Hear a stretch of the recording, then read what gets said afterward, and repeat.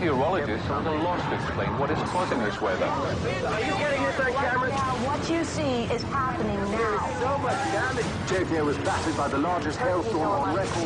Weather experts yesterday slamming the Here in New Delhi, it's snowing. That's a tornado! Yes, a twister in This is just massive. All right, so you're hearing the trailer from the movie The Day After Tomorrow from a couple of years ago after Al Gore had fomented the greatest hysteria of our time as a climate gonif, a climate crook, a climate gangster, the head of the climate gang that I've never seen anything like this in my life. I knew as a trained scientist that the information was not complete. I knew as a trained scientist that when they were saying the science is complete and everyone agrees that they were lying because it's never true in science to begin with. There's virtually nothing in science where there's 100% agreement. And so when I started to hear from Al Gorleone, the head of the Gorleone crime syndicate, in my opinion, that all climate scientists agree that the science is in and anyone who disagrees is the equivalent of a Holocaust denier, I knew that there was something wrong with this picture.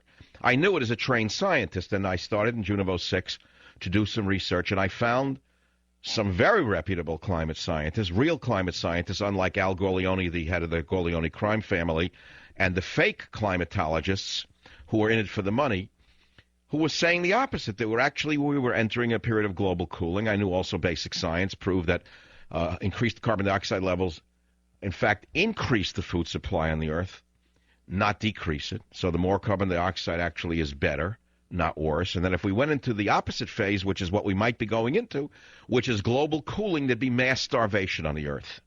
In other words, everything that these crazy people have been promoting with global warming, which they then changed to, what they changed it from global warming to what? What they call it, Beowulf? They went from global warming to what, climate change? Because they knew that they were being found out. Well, now the lid's been blown off. A hacker went into the emails of the hysterics who've been promoting the global warming and found out that they were making up the data, fudging the data, pushing people out who disagreed with them, throwing disagreeing scientists off scientific boards. And I want to reiterate, in June of '06, long before the hemorrhoid had a piece of chalk in his hand, long before any of those wrapping themselves in the Elmer Gantry flag of geniuses on the conservative side, you name it, June of '06, I was trying to sound the alarm bells, telling you the alarmists on global warming were liars. Now, here we are at a point where we have a faker as president, a complete and total charlatan in the White House, who bows and scrapes before dictators around the world, and now has the audacity, in addition to running America like a banana republic, which I called a bandana republic for obvious reasons, because they had the nerve to push this health care bill down our throats on a Saturday night while you were sleeping. That's something that was done in a banana republic, and I called it a bandana republic because it reminded me of gangsters, not legitimate politicians. This same charlatan president is going to go to Copenhagen next month and sign away the life of America unless he is told in no uncertain terms to stop. And I'm telling you that this came just in time by a God save. And I also told you that only God could save America. Once I saw who Obama was, I said, oh, it's in God's hands because the people don't have any power anymore. I said, only God could save this country.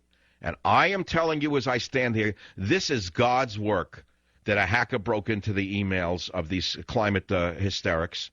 And the American people don't know about it yet because ABC, CBS, NBC, CNN, and the others won't publish it. The Wash Post, the New York Times, the LA Times, and the other failed newspapers will not publish it. And so, therefore, conservative talk radio and the Internet continues to be the greatest engines of truth in America, which is why we are thriving while they are dying. Now, I want to play for you a little piece right now. We'll start it, maybe break and come back to it. And I want to remind you again, June of '06, I had this on the show. I'm slightly ahead of my time. Listen, the National Academy of Sciences, so-called, came out and said it's the warmest it's been in 2,000 years, and it's all because of us, mankind, and that the science is in. That's rubbish. Many scientists disagree, and what the other scientists are doing are looking at snapshots, not the whole moving picture. Now, one of the chief scientists that I listen to is a professor and geographer named Harm de Blige, B-L-I-J, who wrote a book called Geography Matters. And he is speaking about global warming and cooling. Please listen to clip 28. it got even warmer without our help in the Eemian than it is today. Sea level was 15 feet higher at the top of the Eemian than it is today. And it is an uncomfortable truth that if you take a look at those graphs, there's a very good chance we will be facing that again, whether or not we contribute to the pollution of the atmosphere. Whether or not we contribute to the pollution of the atmosphere. I hope you understand that. And we're just in the middle of a cycle that's getting hotter. Now, so listen to 24.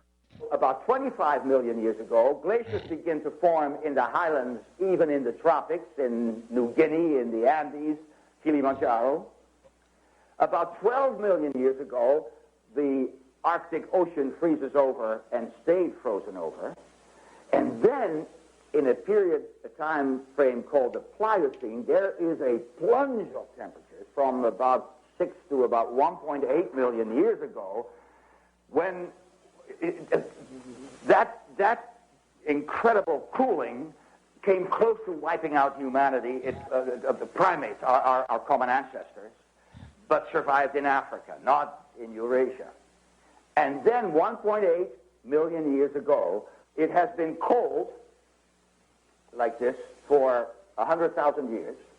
Then the temperature rises precipitously, well, that's not a very good word, suddenly, up to warm conditions of the kind we're experiencing today. That warm period tends to last somewhere between 8 and 13,000 years. Then there is an equally precipitous drop, and it is cold again. Now notice these glaciations that are happening here have their kind of warm intervals as well. But then there's another one of these warm periods, and then it drops again. This has happened now about 18 times over the past 1.8 million years. Now, I understand many of you can't follow it or don't want to follow it. I also understand many of you are college-educated or reasonably well-educated on your own and can follow it. It's common sense. This is not too complicated. Now, we then go on to Professor de Blige's discourse that I think is fascinating. Listen to 26. Just 18,000 years ago, and I know this is not news to anyone in this audience, ice stood as far south as the Ohio River. My house in Cape Cod would not have survived. And it came down very quickly, and it receded very quickly. The reason the United States is the breadbasket it is because those glaciers scoured rock in Canada into the finest powder imaginable, shoved it all into our Midwest, and then the ice retreated, leaving us with some of the Earth's most fertile soils. I'm surprised the Canadians haven't demanded reparations. This is where all this fertility came from. See, he's the kind of science professor that I loved. First of all, he's knowledgeable. Secondly, he can explain it in common terms that we can understand. And he's basing it upon real evidence, which he was showing there. I'm going to leave out the real science behind what he's saying. This is not opinion. You can say it's theory based upon evidence. Let's put it to you that way. But it certainly counters the absurdity of the National Academy of Sciences that we're the hottest in 400 years, and we did it. Now, go on to 27. Just when it looked as though Europe was going to get itself organized, that its wealth and its cities were going to become the centers of democratic governments, has already begun to happen in Iceland and one or two other northern places, the climatic roof fell in. And in a matter of not generations, but years, Europe was transformed. The agricultural frontier, which was in Scandinavia and included Iceland, there was settlement in Greenland. Greenland wasn't called Greenland for fun. It was called Greenland because it was a green tip of a very cold place. And then all of a sudden, climate switched over. It had to do something with the thermohaline circulation in the ocean, the North Atlantic Ocean, obviously. But in any case, what happened was priests prayed with their congregations at the faces of glaciers advancing out of the alpine valleys, gobbling up villages and churches and farms and fields. It was as many a diary I have read, because wine growers were keeping diaries in those days because they, more than anybody else, were sensitive to climate change. They all wrote and said it was like lava coming out of a volcano. That's how glaciation impacts. So this was played on the Savage Nation in June of '06. I'm replaying it for a few reasons. One, to show you that the show is usually ahead of its time. Two, to show you that reputable scientists have long argued the opposite of Al Goleone and the shysters in the climate hysteria movement.